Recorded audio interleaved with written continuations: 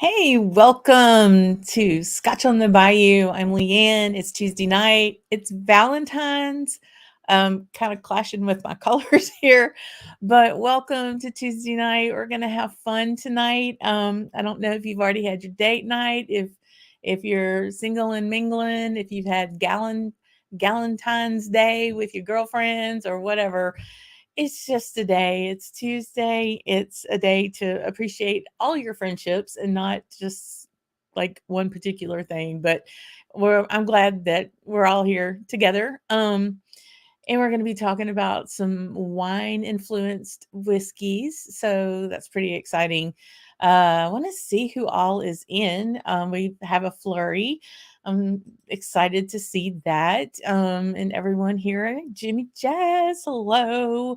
Good evening to you, my friend. Thanks for being here. And Molasses Mike, thanks for being here. He's in. Goodness. And Martin, Whiskey Franco is here. Had a really good review on his Instagram. Go check him out on that. Hey, Daniel, good to see you too. And Andrew's up early this morning from over in the UK to talk about wine whiskey, which is gonna be awesome. Really excited about that. And this guy, I'm going to talk about one particular thing that you gave me, Chad. Hey, welcome and thanks for being here.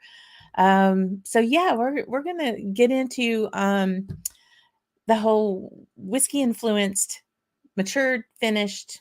We'll kind of cuss and discuss that part here in a bit.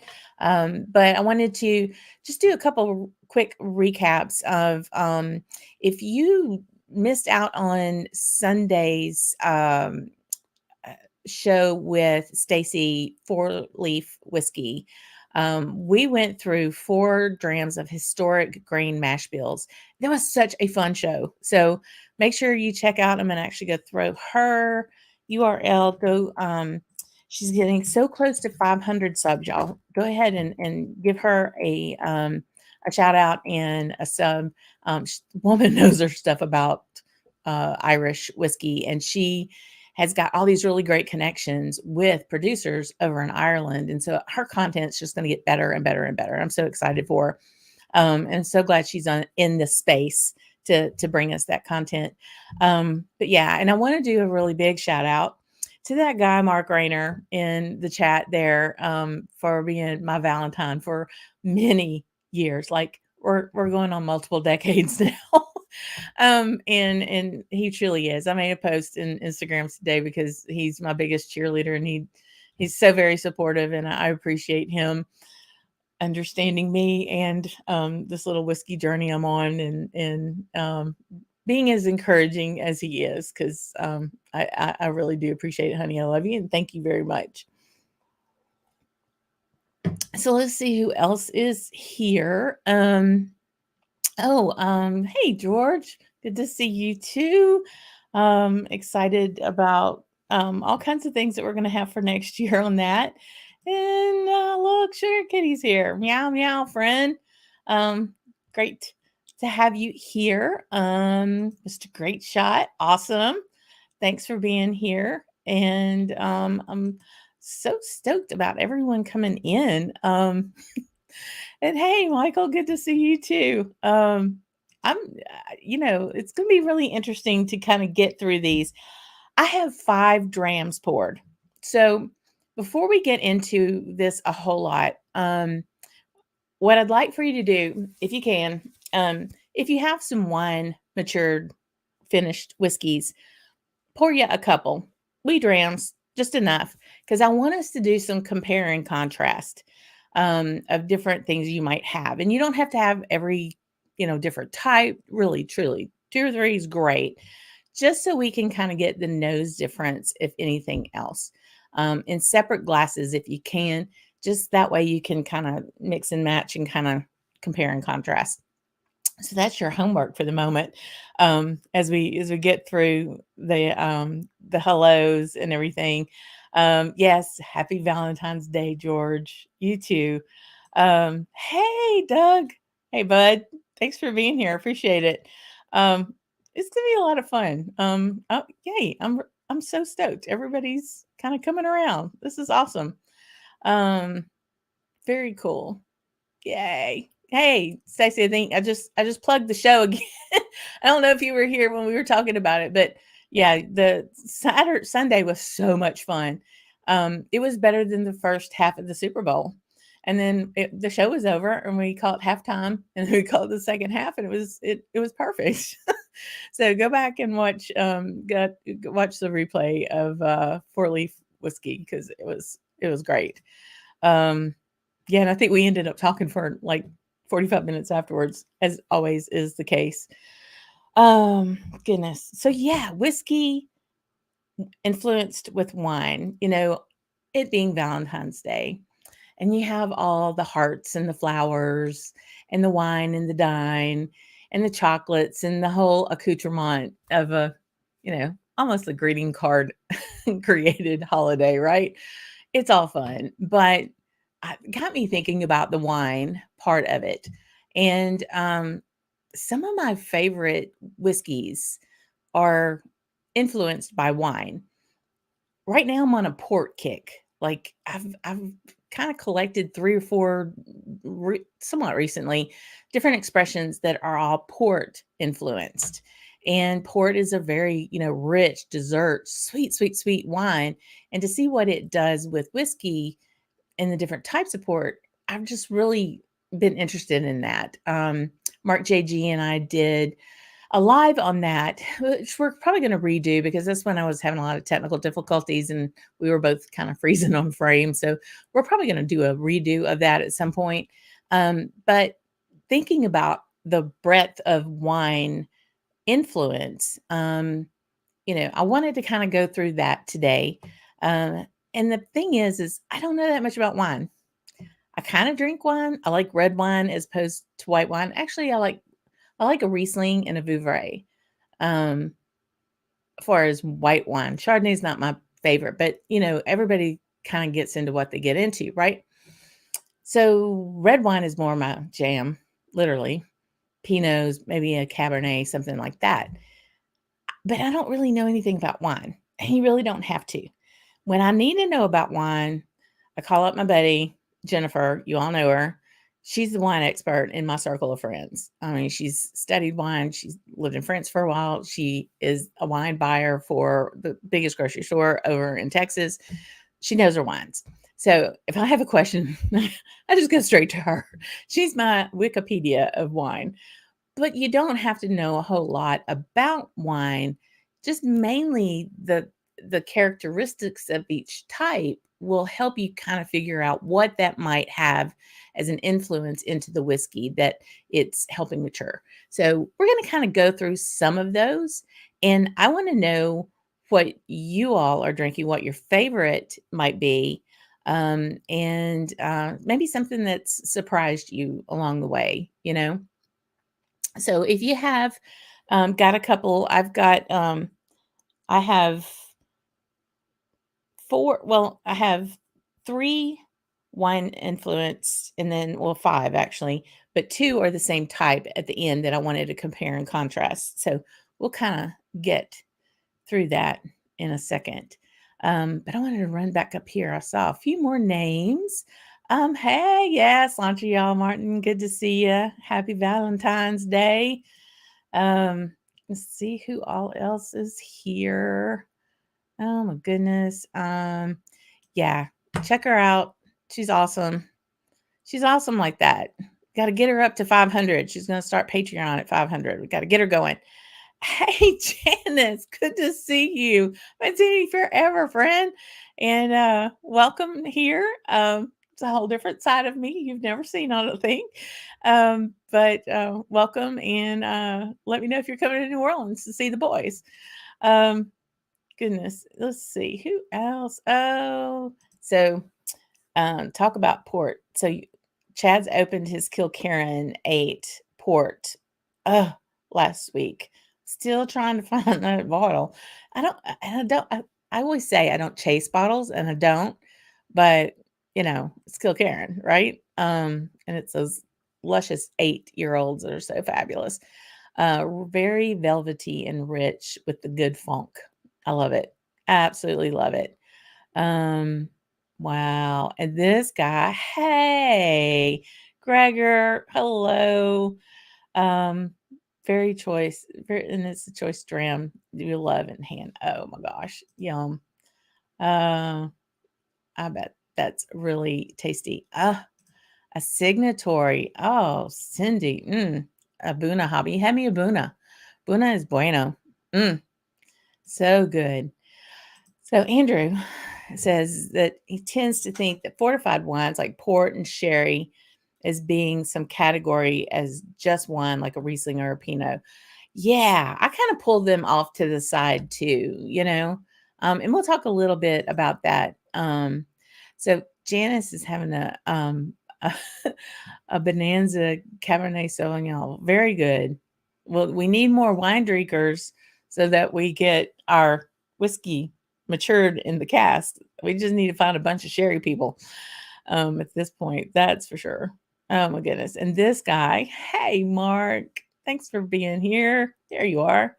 All the fellow camp drammers. Yes. So any of the folks you see that have an alligator by their name, they're members of the channel, and I really do appreciate all that help and support. It's going to be a lot of fun. Goodness.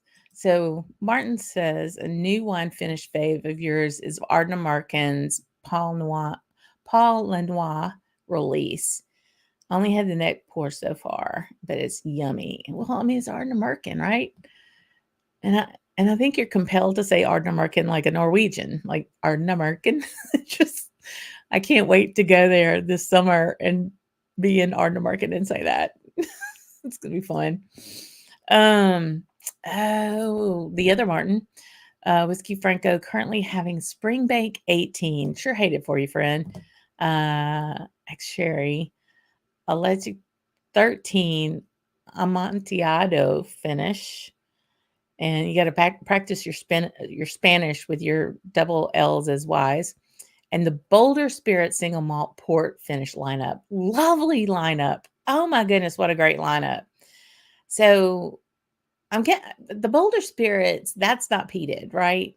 So are you going, I'm guessing you're going Boulder, Springbank, Leipzig? I don't know.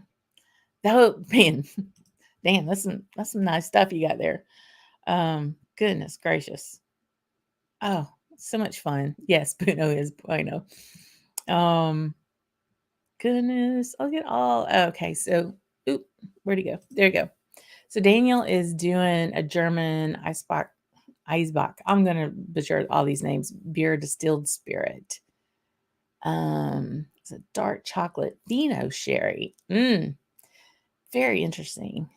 I can almost emote how that would taste and feel. That sounds really tasty. Goodness. So George has grabbed a Jimmy Jazz sample. Yes, drink your samples. Yay. Of a Bunnahabhain 14 burgundy finish at 60.7 ABV. Wow. And the Longro red Chilean Cabernet. Oh, yum.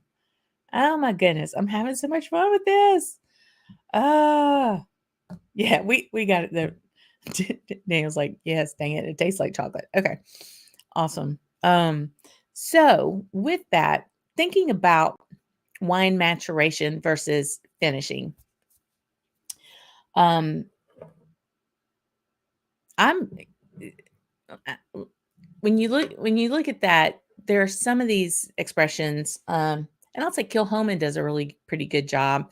Edredauer does a good job of the entire maturation is in that wine cask.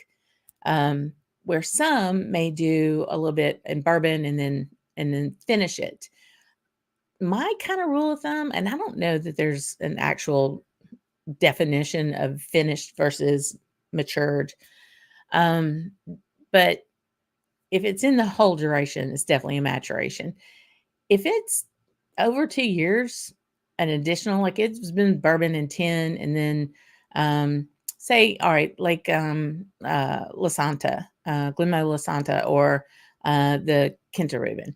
Those two spent 2 or 4 years in their wine barrels. I look at that as a second maturation because it's sitting in there long enough to really gain a different complex profile, whereas some finishing, I think, and it also depends on climate and stuff. I know in the US, there's a lot of, 3-month finishing and 6-month finishing. In Scotland, you better be finishing something around a year or 18 months, or I don't think it's really going to take, because that climate is so not like our climate here. 3 months in a wine barrel in Balcones in the heat of Waco, Texas is going to be a whole lot different than on, the Highlands. So the whole finishing and maturation is kind of a toss up, but you kind of get a feel of it, right? Thanks, Chad, on helping me out there. As far as he knows, there's no legal, requirement on what that finishing is, what that time is. So, and that's okay because we want these producers to have the creativity and have the, the leeway to be able to create what they want and what they're really going after.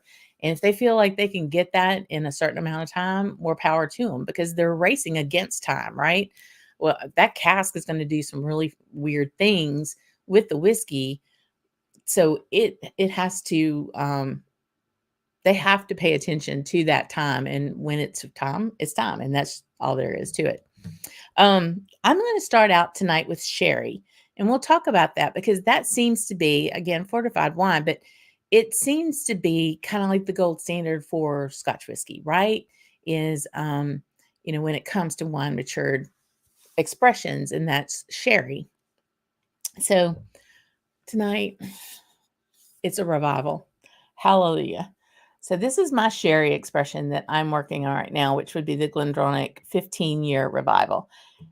Just dang it, y'all, gold standard, right? I mean, this is to me the quintessential sherry, and it is the PX and Oloroso. So when you think about those different types of sherries, there are quite a few. Mm, mm, mm.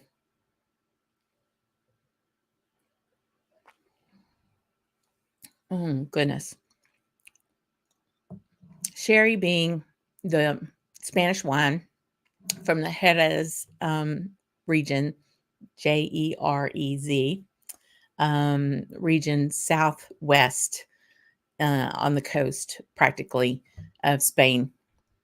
And, the most obvious kind of, and probably the most prevalent type of sherry matured Scotch whiskey. PX and Oloroso, both of those that we know, every distillery probably has a variation of either of those, whether it's peated, again, with Kilchoman, the Lore, for Lefroy, just all kinds of, you name a distillery, they're probably going to have some variation of a PX or most likely an Oloroso type sherry. But there are other sherries. There's Manzanilla. And actually, hang on. So when you look at, you've got Oloroso here, and you've got PX, and you can just see PX is basically wine out of ground up raisins. It's so concentrated when you look at that. So when you look at Manzanilla, it's much lighter. What really kills me when you put these two together, a PX and Manzanilla, and then even the Fino is a little tiny bit darker. These are all white grapes. Even the red wine version of it, it's all white grapes. And I don't think I ever really understood that. There's Muscatel grapes, the PX grapes, but the majority of everything is the Palomino grape, and they're all white, but they make different colored wines depending on how they're matured. So there's Manzanilla, there's Fino. So the Manzanilla One of my favorites of that is the Oban Distiller's Edition.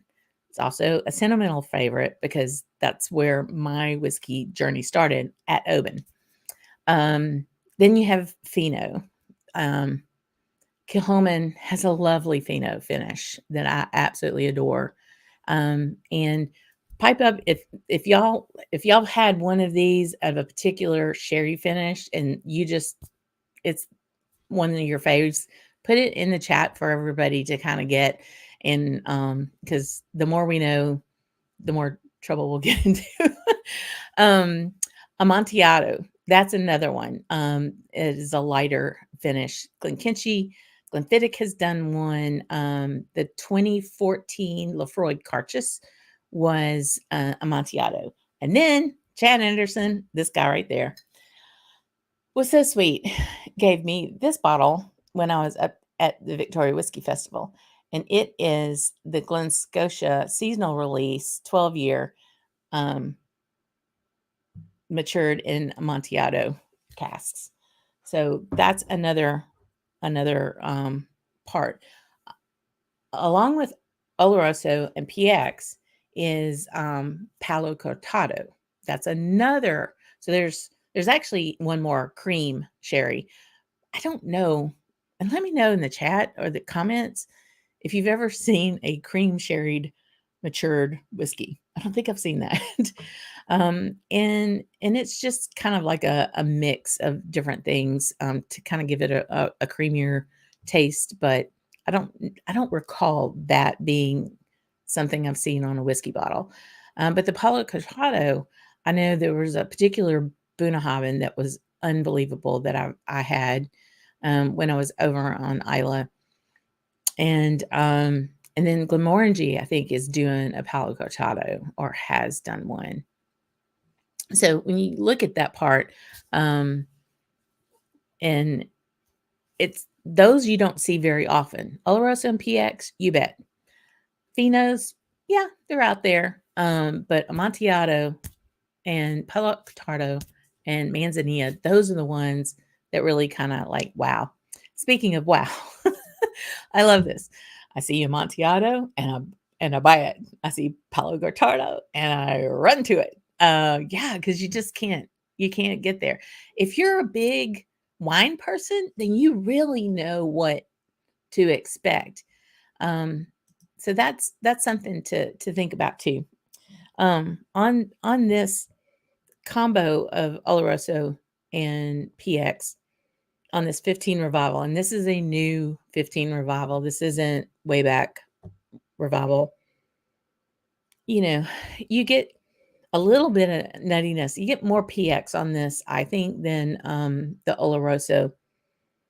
But so I get more sweetness up front and like chocolate and tobaccos than I do the nuttiness of an Oloroso.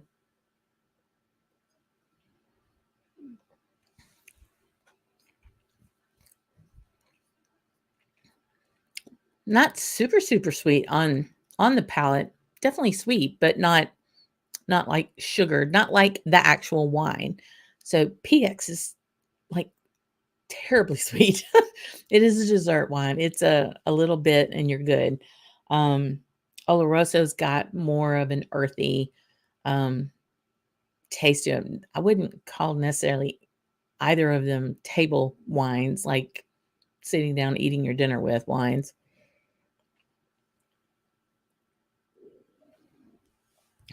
But you get a little bit of the dryness on the finish for with a wine, matured whiskey. And the big thing too about that is it needs to be balanced. That's the key. Just I think when it comes to sherry bombs, and that's a whole other show. Literally, it's a whole other show. There, we've all had some that was like, is there any whiskey in this? Because it all tastes like wine, and the balance is really, really important. When you think about what that wine maturation is there to do, it's there to complement the spirit and not cover it up. If it's covering it up, it's probably because it's bad spirit and it needs to cover it up. Um, when when producers get these wine casks, they need to be relatively freshly emptied, um, almost to the point where they're still damp. Because if it dries out, they'll get half of the usefulness or influence from the cask than if it was a fresh wine cask. And as a fresh wine cask, there could still be 2 to 6 liters of the wine within the wood cellulose. So there's a lot of chemical reaction going on with the spirit and with that wine, residual wine that's still in that wood. And so that's where you get such great taste and influence. But again, you're running against the clock to make sure that the balance is there, right? Awesome. Um, those are my thoughts anyway. I want to go back up. I want to see. I saw something else here. To do, to do, to do. Um, let's see. So Martin says he picked up some bottles of PX Oloroso, Manzanilla, Amontillado. I just like saying Amontillado, sherry, and can't wait to do a tasting matching whiskey sometimes with Whiskey Club. That's really cool. You can't.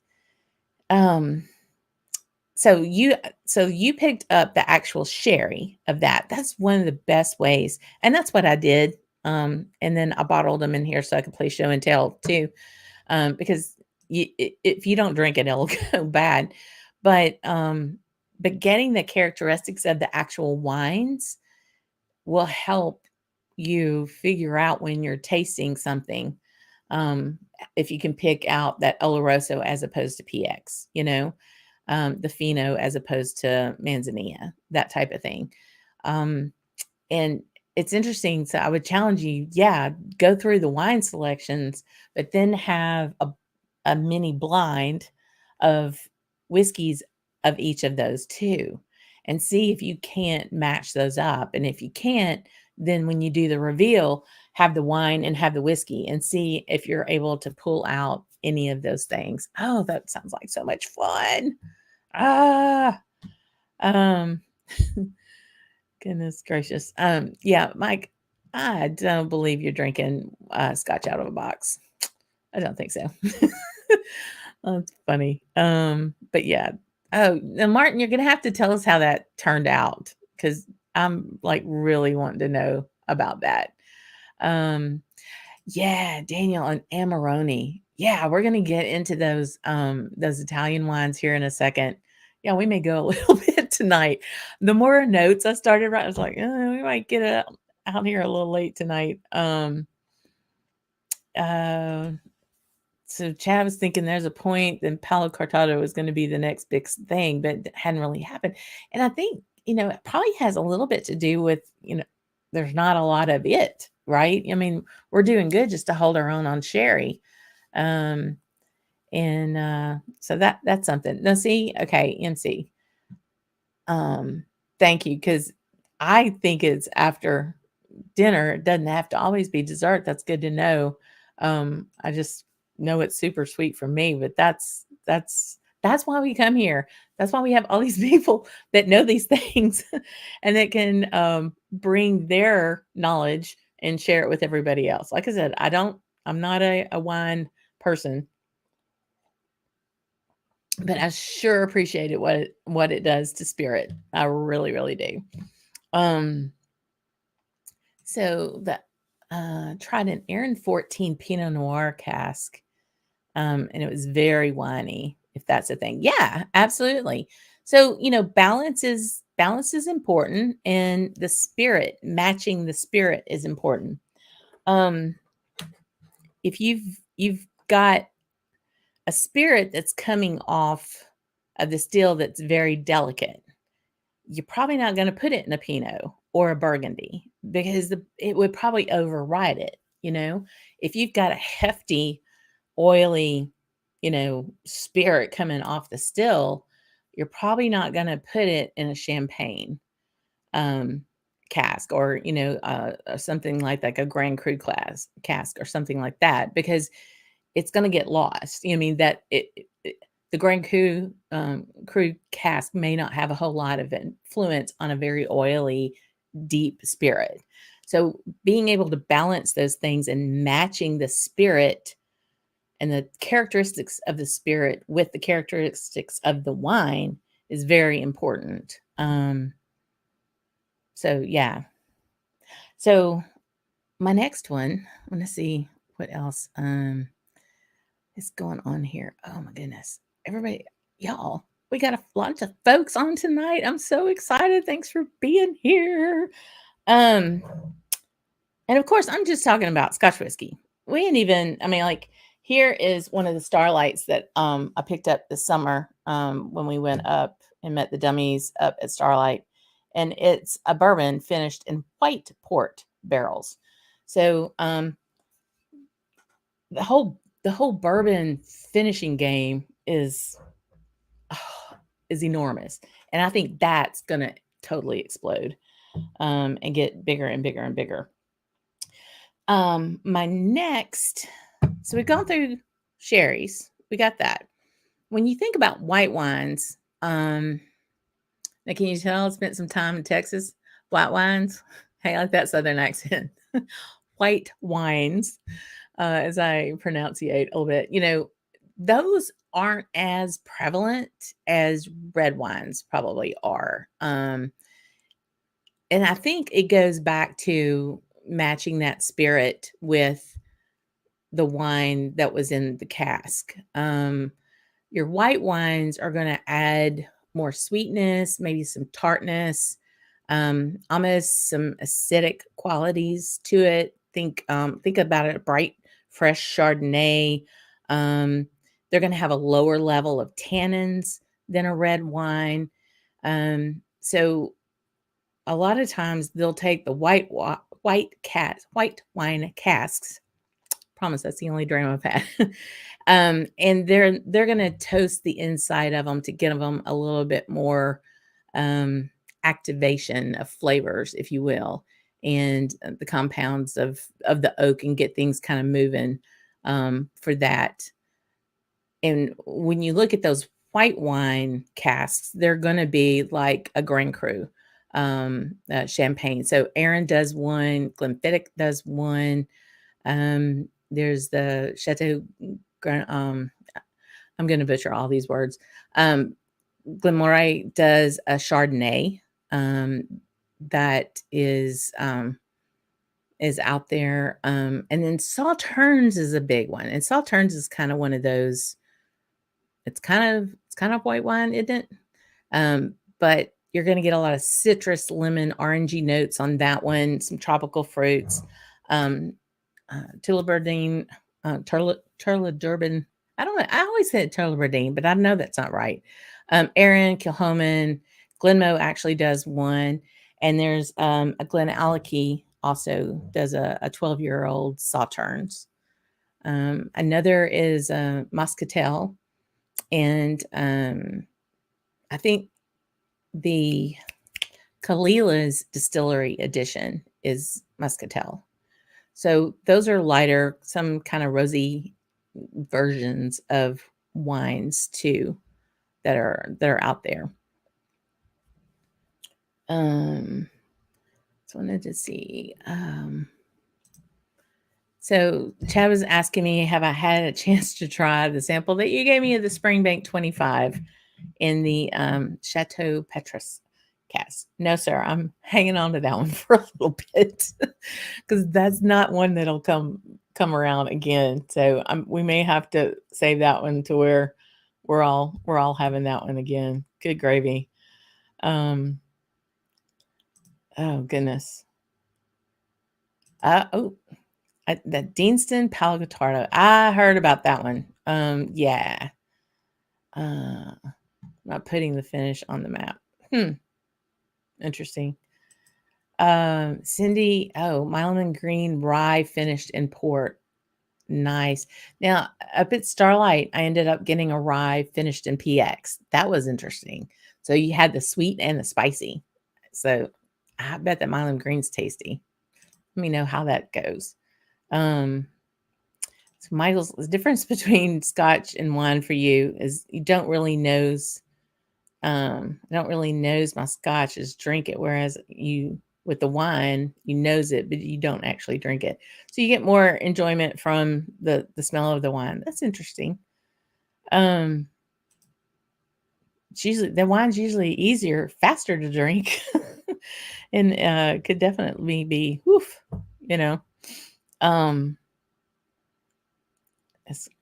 so Peter's saying about that bottle, it's very good and reasonably priced. I'm guessing the Deanston Bordeaux. Oh gosh, if we could all have that bottle back. The 10PX was also excellent.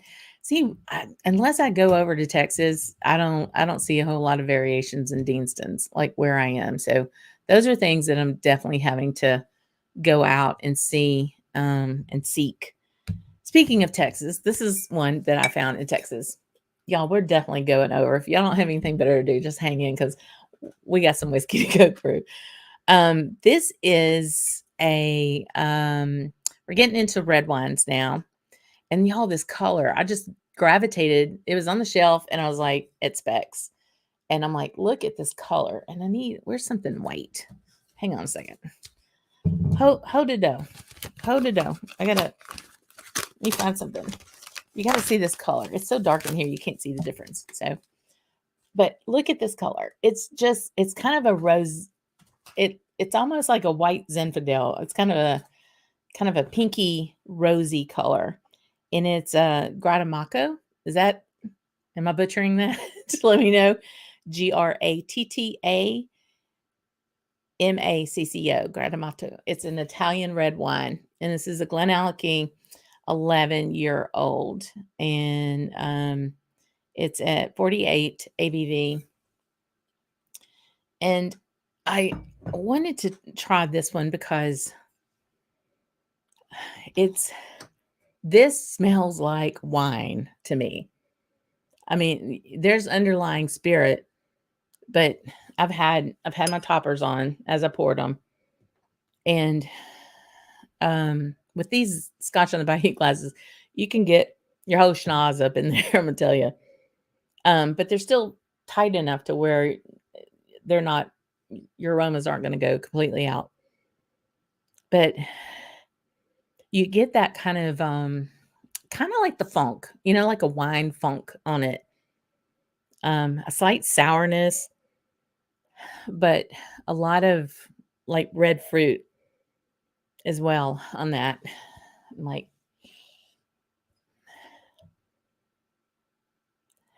and I think because I drink red wine more, I pick up, the influence of it more.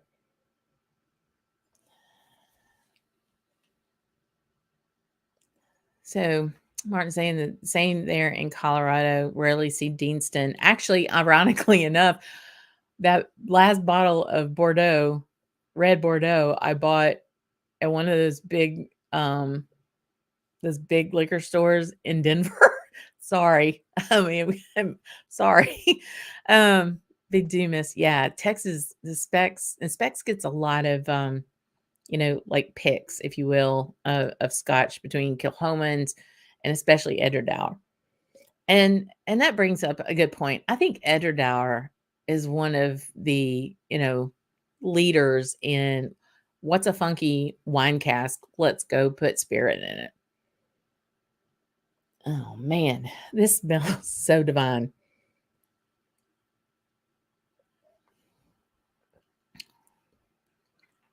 Okay, it tastes winey too.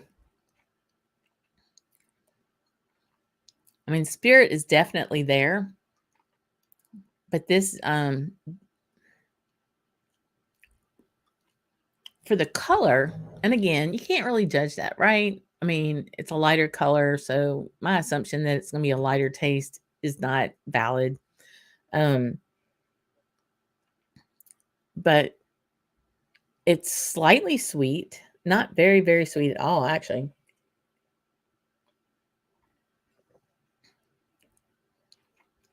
And the sweet is more fresh fruit than stewed fruit. More like a cherry raspberry kind of thing going on. not real grapey. Dry finish with a little white pepper on the end.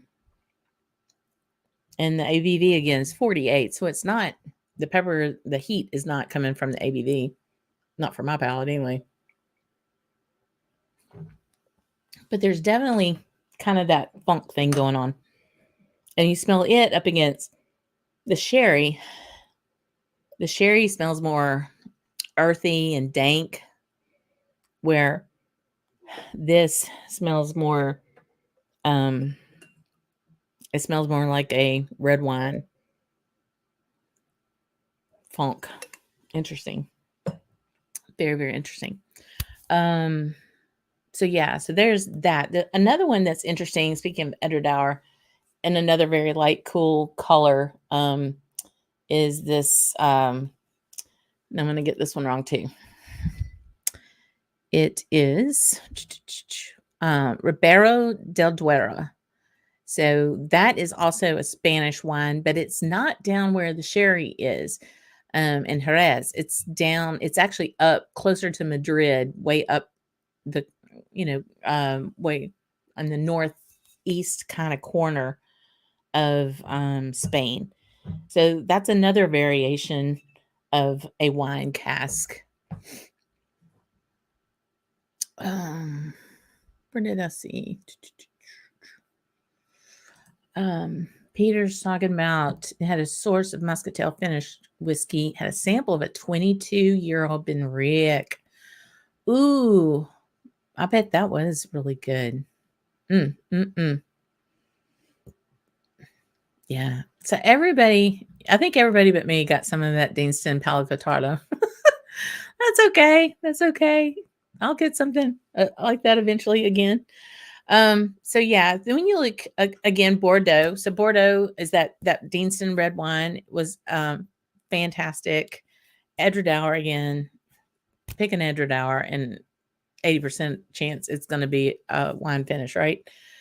I don't know that I've ever had a bourbon matured Edderdour. I'm sure they exist. I don't think I've ever had one. Isle of Race, right here, finally in Louisiana. That is a great example too. They did the Chinkapin oak, they did a rye, and then the red Bordeaux. So they kind of mixed some different things in with that. The Bunnahabhain Moine Bordeaux, that's another one that I really liked. And so yeah, there's all kinds of then as I said earlier, I've been on a port kick. And it's all Mark JG's fault. So Mark Goins, for y'all don't know, he's just one of my sweetest friends. And the first time we met him, he came over to the house and he brought the Kilchoman port cask matured bottle and a strawberry cake from one of the best bakeries here in town in Baton Rouge called Ambrosia. And it was fresh strawberries and fresh whipped cream on a white cake. And it is the best pairing to have that smoky port sweet Kilchoman with the oil from the whipped cream and the tartness from the fresh strawberries. I'm sorry, not sorry. It's one of the best pairings ever. So from that, I was like, ooh, what other ports are out there? And so my third dram, and I'm keeping a little bit. So I'm keeping a little bit in each one because as I go through the progression, I want to go back and smell like the differences between the different wines. But this is an Aaron port cask finish, and it's at 50%. Old packaging, of course, but oh, y'all, just love Aaron. Aaron fangirl, unabashedly, unapologetic. I do love some Aaron. Beautiful color on this. I'm trying to get out of my own way. Not near as whiny. So port finish, when you think about that, two different types of port, ruby port and tawny port, and they are as they sound. Ruby is much redder and bright red fruits, and tawny is more tawny. It's almost brown. It's more earthy. And Glenmorangie's Kinder Reuben 14, 12 if you can find it. If you find an old 12, grab that sucker and run. They're just amazing. And for the money, one of the very best deals out there. That Kilham and Port cask, as I said, the Starlight was a white port. You've got the Balvenie Portwood, the 21. And I've liked that one. I've had it. I enjoyed it. The ABV is low for me. I would love it if it was like 46 or 48%, but it's like 40, 43. This port is almost perfumey compared to the Gratamaco. Yeah, the previous one, the Glenallachie Gratamaco, that is just like wine in a cup. And I wouldn't say it's off balance. I would just say it had a lot of influence on that spirit. The Aaron the Aaron, this is NAS. I don't see a year on it. But the Aaron port is kind of perfumey, a little orange to it, and more berry fruits. I get more strawberry, raspberry on wines than I really do grape. Because to me, in my brain, grape is not so much like a table grape as it is, or even wine grape. It's more synthetic than that in my head. It's more Welch's grape jelly, or it's grape Jolly Rancher, That's kind of what I think when I'm trying to smell grape, and it doesn't necessarily always come through.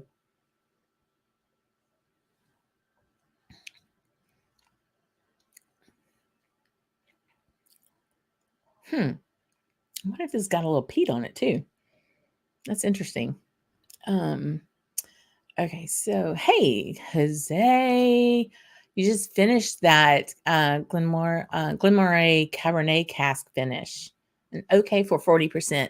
Yeah, that's interesting. I was wondering, I figured it was because a lot of their expressions seem to be 40. But interesting. I wonder, was it very winey? Or, because that's cabs are a pretty robust wine, so it would be interesting if they did the Chardonnay. I wonder if Glenmorangie used the same type spirit or the same cuts to do the Chardonnay as they did the cab. Interesting. Ugh, interesting. Yeah, I'm such a nerd. I swear, it's so funny. And then okay, so the 2012 cuvee. Yes, a whole another one. Y'all, it's like they're rabbits around here. How many different types of wine finishes can we get? Oh man. Well, that sounds fun. Good, lucky whiskey club to be able to have some of that. Very nice.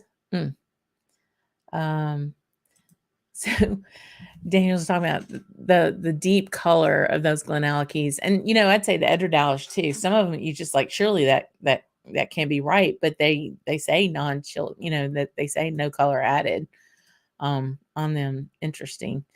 Okay, and see, here's some knowledge on your Irish side. That the Dingle Samhain, I'm going to say that Samhain, if that's the same way you say Bunnahabhain. Anyway, yeah, what she said is a Muscatel. Interesting. Okay. Well, I was wondering about that as I'm planning my trip. That's good to know whether or not Edredauer is going to let me knock on the door and say, "Hey, guess who's here for dinner?" Yes, it was Argonaut. That was the name of the liquor store Whiskey Franco. Yes, that was it. That was it. Um, oh, but at least you got it. That's a big deal. Yeah, that's a big deal. Oh, goodness gracious. Um, so the Milam and Green grains, port and spice balanced with some Texas funk. Absolutely. I love it. I love it. That's great. So the heaviest sherry bomb is 8-year-old Cavalon Solus. Yeah, Solus. That is that's whiskey you just practically need to cut with a knife. It's pretty rich for sure. Oh my goodness. Um okay, the Ibeska bourbon cask. Okay, so they do a bourbon cask. Interesting. Interesting. Um so have I done port? I have not. I've one of my one of the liquor stores here in town. I've been It's very close to my office, so at lunchtime I go over there and kind of peruse. And I'm kind of like just kind of want to see what's out there and then look to pick that because you know we don't always have the greatest selection. Now, this one place, Hocus Pocus, does have a great selection, and they've got a good like 3 or 4 tawny ports and probably 10 different ruby ports. So I do want to do that because y'all, you learn so much by comparison. If you've got a baseline of one thing and then you mark it with everything else, everything else makes itself evident by comparing, and it's so awesome. Um, okay, so definitely MC. I think it's Emily. Is that right? Or Emma? Let me know. Oh, please. I know you were on Sunday with Stacey. So tawny is closer to a white wine than ruby. It's more buttery and citrus than dark fruit. Okay. Yeah, that's what I get from that. Interesting. Now the travel retail version, I'm really pretty sure that's not as high as the one I've had. So that would be great at 47.6. I think that would have a little teeth to it, but at 40, it's like it's just too. I think the flavor just falls a little flat because it's not got enough alcohol. But of course, that's my crazy palate at this point. Oh goodness. Hey Ray. Combination of peated malt and a good red wine is the Longro red, and then some Balkan additions. Absolutely, and that's a beautiful segue. um, yeah, this Aaron Port.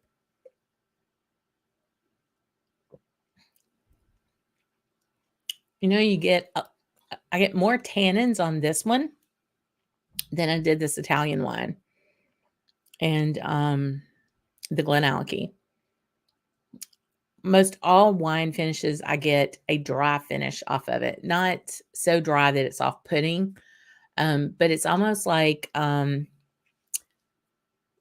pith of an orange, that white part, that or a grapefruit, like on the inside of the skin, or a walnut. It's not like a walnut has that very dry kind of light, oily finish at the end, and that's what I typically get from a red wine finished whiskey. The port, yeah, I'm still digging port, y'all. Goodness. So the last 2 drams I have are both Pinot Noir finished, which is probably my favorite red wine. I mean, we're gonna have a do-over. Mark and I both had very long days, so we're actually gonna do Valentine's tomorrow. My mother sent over food, God love her, and so she cooked for us tonight, basically, which I'm ever so thankful for. But we're gonna do Valentine's tomorrow, and I'm gonna find a nice Pinot Noir to go with the fillets he's gonna cook. And then we'll probably have a dram of either one of these, or maybe even both again.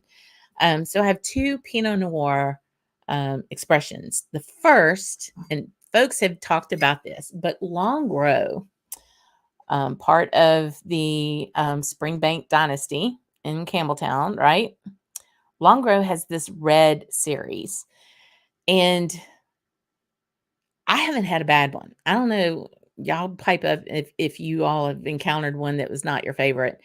A Pinot Noir, a Malbec, um, let's see, a Cabernet. I know there's a Merlot. There was someone talked about one earlier that I think was something different. I can't find it. I know there's a Bordeaux one. So one of my buddies, Kevin Cullen, here in town, brought this at a bottle share with our local group. And my friend Con made these incredible bourbon soaked chocolate covered cherries. And that cherry with this dram was off the chain. So highly, highly recommended. So let's see, one to see. So Andrew, what were you saying here, dear? You went to port only meal once, white port for the aperitif, LBF for the starter, tawny for the main, and ruby for the dessert. And the vintage round things out. Wow. I bet that was divine. Dang. Mm-mm-mm.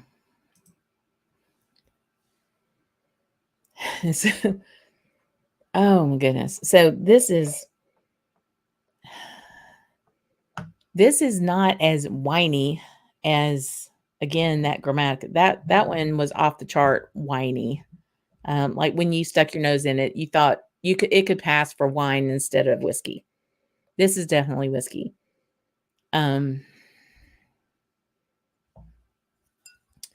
So that'll kind of give you a little bit here. I think I'm kind of influencing the color with my my wardrobe choice tonight. And thanks for hanging in there, guys. We're going to go over tonight. I'm good with it if y'all are good with it. So this Longrow Red Pinot has got that. I think one of the things I like about a Pinot Noir is it's not super sugary sweet. It's got a little earthiness to it, which is nothing like peat per se.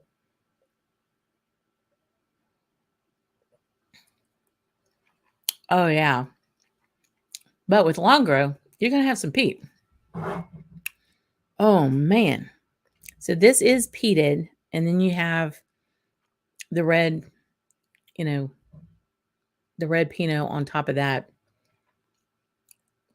and it's a good influence of the Pinot, but it's not. It doesn't overpower. The peat's very prevalent. You're drinking a whiskey. Let me put it that way. So to compare that, because it's science, right? I have Ardbeg committee release of black, and this was New Zealand Pinot Noir casks. So Jennifer and I did a whole series. We did a video on like 4 or 5 committee releases, and this was one of them. I adore this bottle. And compared to the Longrow, again, it's peated. It's Ardbeg, right?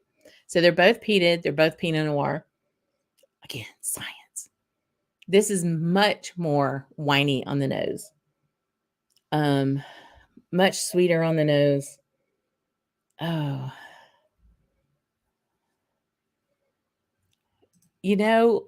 Ray, it's crazy that we got it down here. Like, we get the weirdest stuff in Louisiana. We get like nothing forever, and then all of a sudden Kilkerran 8 cherries show up. Like, how does that happen? Yeah, so the Ardbeg Black is much winier on the nose. much sweeter on the nose than the long grow.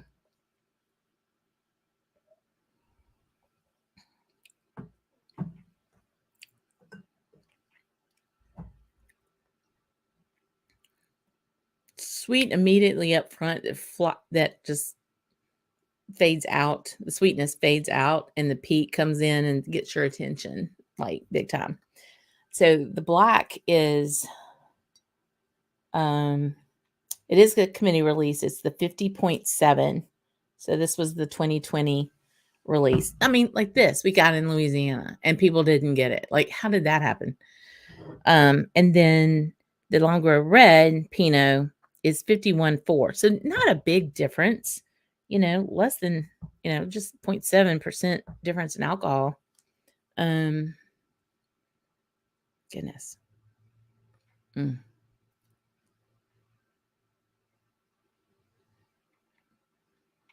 Mm. The peat on the black lingers, like it really hangs out there for a while. And like puts a tent up and says, I'm just gonna camp out all night. So I'm gonna compare these two. So this is the long grow. It's a little redder than the black. Let me try to get there. Okay. Y'all. Okay, try again. Hey, Jimmy Leg. If whiskey never saw another wine cask, you'd be ecstatic.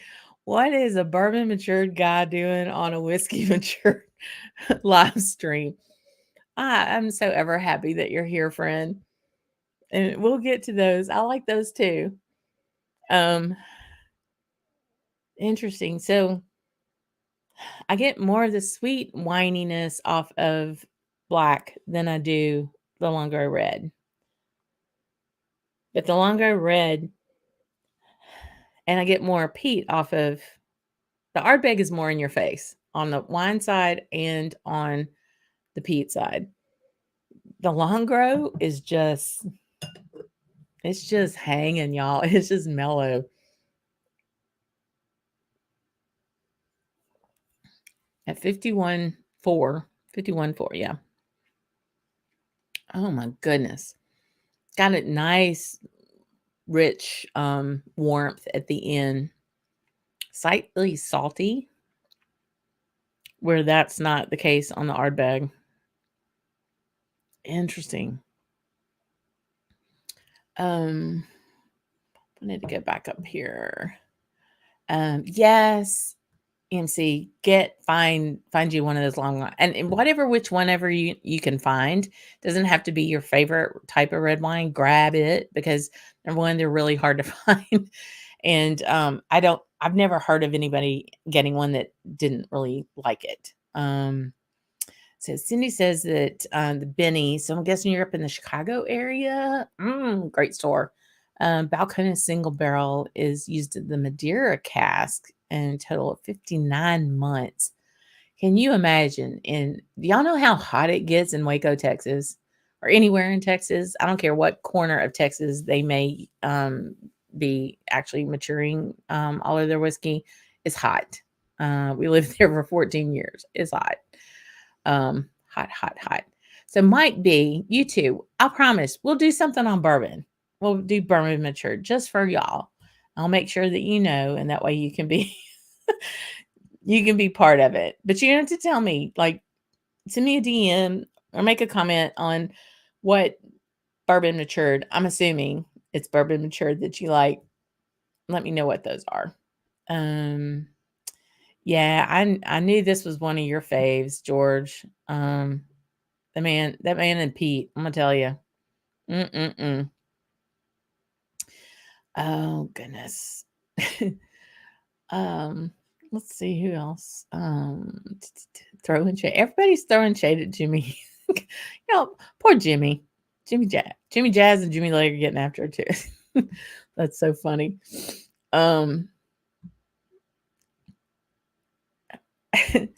After we're done making all the videos, does your husband come in and make sure that you're able to walk out the door? I'm going to be slightly adorable tonight. I don't have an early morning meeting, so it's all good. I poured very small things tonight. But yeah, he's a big he's a big help all the way around. Mm. So that's this is a really good point. I want to bring this up. Thank you for bringing this up, Martin. Um, it took an edgelord to break you away from the bourbon matured years ago. And it's funny, we kind of get on a kick from time to time, right? I said that I was like on a port kick. There was a while I was on a really long peat kick. And I'm going to tell you, for me, quintessential Scotch is bourbon matured. And that's like center. It's like gold standard. A Deanston 12, Glenmorangie 10. I mean, just off the shelf stuff. But Glencaddam, as you talked about, Jimmy Legg, the Glencaddam 10 is lovely. Anoc 12. It's a little honey and waxy, but Clynelish 14. Those to me are like gold standard, quintessential Scotch. And from there, I like to go some peat, go some sherry, go some wine, do some different things. But I always come back to center at that bourbon matured. So good. Yeah. Well, the dog is in here, so she's been making some fumes as well, if you know what I mean.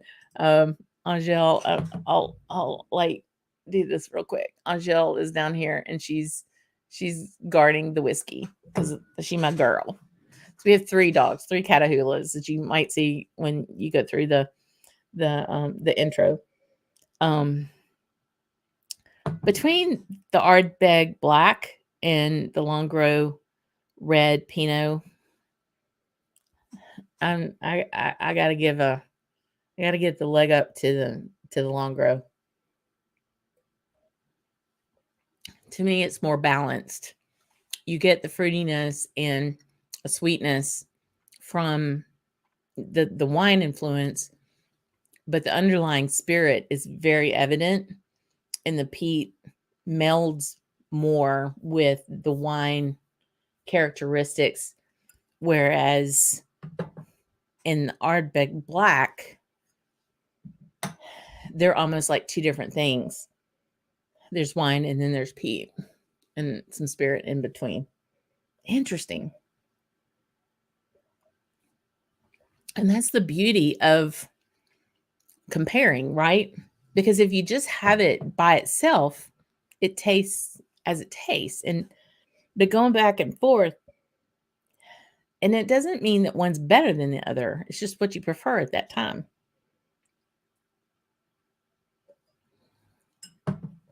Yeah, Ardbeg is much more abrupt on the peat, more of an acrid finish from the peat than the Longrow Red.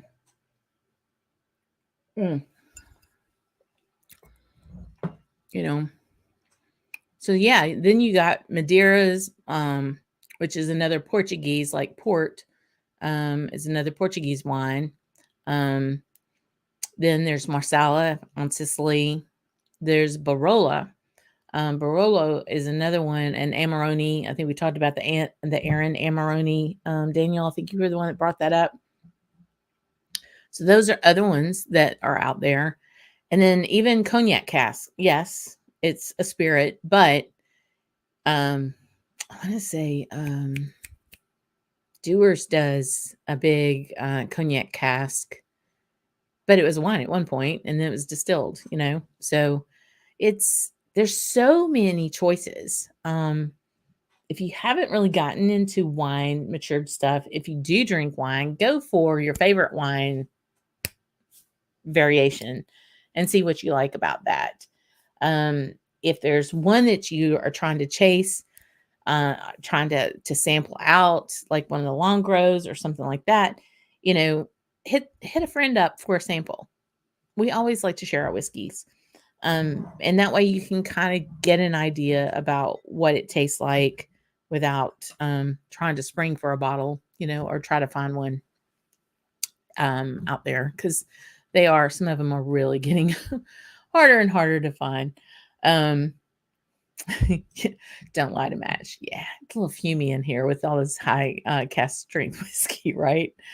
So yeah, Martin, now's your time to get that juicy oak and vanilla. I know that color is the light blue color SMWS. I know it well. I do. For SMWS, oily and coastal is my jam. Give me a Glen Scotia all day long. Yeah, this is great. So you hosted a blind ex-bourbon matured tasting this weekend, and it was a lot of fun. The favorite was the Hazelburn 10. Lovely. I've got a couple Hazelburns. I need to look into those. And it's interesting because like how interesting Hazelburn, Longgrove, and Springbank. It's like the Sybil of. I'm gonna date myself. If all those remember that old movie Sybil, where Sally Field had multiple personalities, they all come out of the same distillery, right? But being able to have such different profiles on that, interesting. Interesting thing. The funny thing about bourbon itself is pretty boring. I don't know. But the outliers, but 75% of bourbon is pretty similar. Column stills being more, and for me, I don't appreciate bourbon because it's not one of my favorite things. I've said it before, and it's probably too, you had the wrong bourbon, right? How many of our friends say, I don't like Scotch because they had the wrong Scotch to start off with? They clearly didn't say, dear Scotch friend, what Scotch should I have before I form an opinion on the fact that I don't like it? Same thing with me on bourbon. I probably had the wrong one, but I don't care for a super sweet expression in bourbon. For my palate is super, super sweet. It's a lot like Karo syrup. I can make a pecan pie out of that. I don't really want to drink it. But I do appreciate what intrinsics it adds to the whiskey that gets the Scotch whiskey, the single malt that gets actually matured in that old barrel. That I do appreciate, because it's enough influence to give that flavor without imparting all of that heaviness of a bourbon. So yeah, all those bourbon folks, one of my best friends is Maker's Mark girl. Is like, honey, let me tell you, I know where all those casks show up at Lefroy. I've seen them. Just keep drinking. I appreciate your service to my Lefroy bottle. Keep drinking that bourbon. Let's see. Oh goodness. Hope you had, I have not had any luck yet with the Banyuls. I don't know what that is, friend. Goodness. So Mike saying for him, he loved the ex-bourbon, but sherry works. Sauternes can be especially with peated. Sauternes can be lovely, or what the hell? So I've had some Sauternes that were, they almost turned, you know what I mean? But the red wine and the yeah, I agree. I don't think you can really go wrong with a good red wine cask maturation, for sure. Then your favorite has been that Aaron Amarone. That was one of the first Aarons I ever had in the Cote Rote wood finish Tormore. I know I butchered that, I'm sure. And give it a good southern accent that was not good. But that Aaron Amarone, I may have to go find another one. I think there's a couple of those bottles still in town somewhere. I have to look at that. Look at that. So yeah, you think about what Luck Loman is doing with their column still. They're doing some really interesting things, they just do a million different things at that distillery. It's kind of crazy. Um, so I don't know what bottle y'all are talking about. Oh, maybe an SMWS bottle. Interesting. Then Nectar. I want to say I had a sample of that. Um, but I know I don't have the bottle of that, Jimmy. But I think I had a sample of that. And that one is, I'm trying to think which wine that one is. I can see the bottle. Like I know what the bottle looks like for sure. Goodness. Hey, no worries, friend. Glad you're here. We're running late. We're having fun. So I talked about you, Mark, about when I was talking about port whiskeys and about the Kilhoman, and I know you just got goosebumps thinking about that strawberry cake and that Kilhoman port cask, which is something that should be repeated often every year if possible. That's for sure. But we had the Aaron port cask tonight, and then we compared the Ardbeg Black Pinot Noir, the New Zealand Pinot Noir, to the Longrow Red Pinot Noir. That one edged out the Ardbeg for me. It was far more balanced on that. Then you get like the Glenallachie, I really liked, but it was very whiny. To me, it probably overpowered the spirit a little bit on that. Would be interesting. I'd like to know. I may have to go dig in to see how long it was matured in that Gratamaco cask. And then when you think about that, with all the different sherry casks, and sherry is a wine, that right there, I mean, it should be its own category, of course, because there's just so many of them.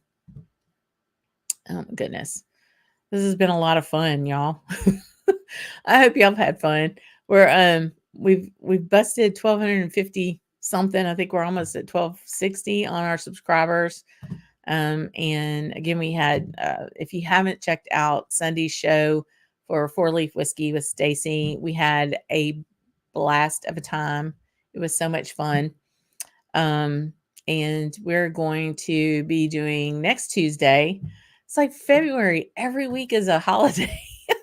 I swear. Valentine's today. Next week is Mardi Gras, cher. Is Mardi Gras. Laissez le bon temps rouler. Let the good times roll. And so we'll be talking about, it'll be a little bit of fun of just talking about the culture of Louisiana and the culture around Mardi Gras. And we'll talk about king cake. We'll have a king cake. I got to go get a king cake, or I might make one. I don't know. We'll see.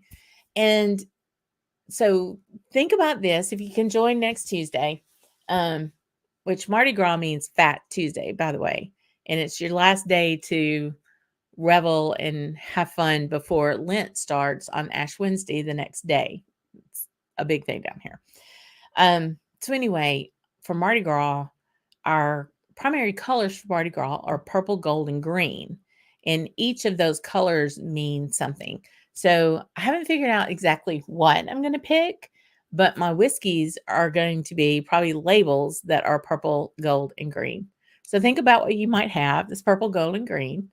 And you can join next week when we're talking more about that.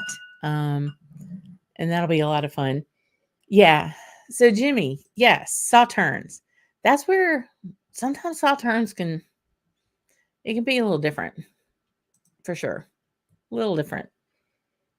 Okay, so this is that Aaron port cask again. Y'all don't want to go. We're having so much fun.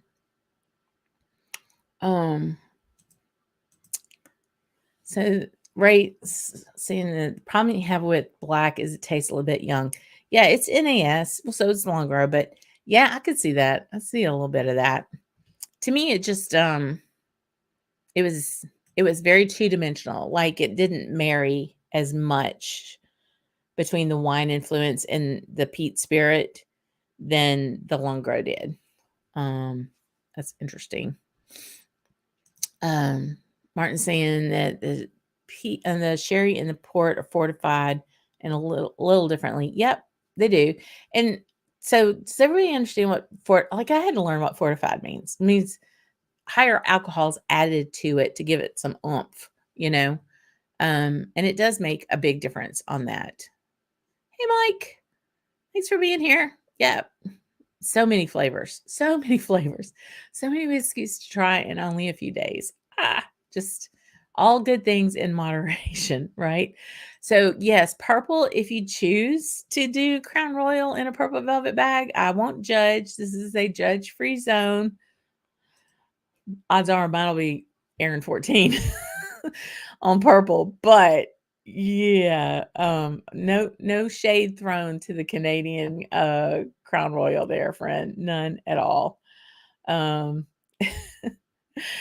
Jimmy doesn't mind, but he's Canadian, so it's okay. He can throw that at you. That's fun. Oh man. Thank you very much.